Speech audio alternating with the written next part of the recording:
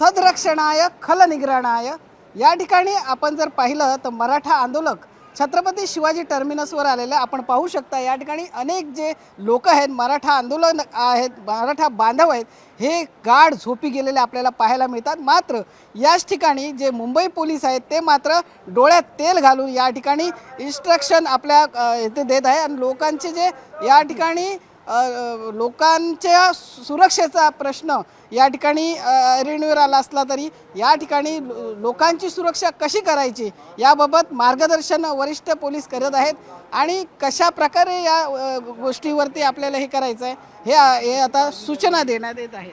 त्यांना कसं संरक्षण करावं, त्यांना कसं मार्गदर्शन करावं याबाबत मी तुम्हाला आता सांगतो की आता इथे झोपलेले आहेत, त्यांची सतर्कतेने काळजी घ्या। त्यांना कुठले काही गरज लागली की त्याची मदत करा, बाई माणसांना मदत करा, त्यांना जागा दाखवा, कुठं जायचं असेल संडास बाथरूमला वगैरे किंवा त्यांच्या पाकिटांची त्यांची स्वतः त्यांनाही सतर्कतेची काळजी घेण्यासाठी सांगावं आणि त्यांना योग्य ते मार्गदर्शन करावं आणि तुम्ही सतर्कप्रमाणे नोकरी करून त्यांची काळजी घ्यावी। तसेच सगळ्यांना मी हे सांगतो की आपण चांगल्या पद्धतीने नोकरी करून आपण सगळ्या पद्धतीने सगळ्यांची काळजी घ्या।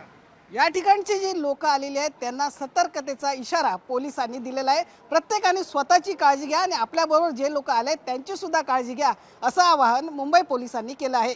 गणेश कदमसह विजय देसाई, न्यूज 18 लोकमत, छत्रपती शिवाजी टर्मिनस।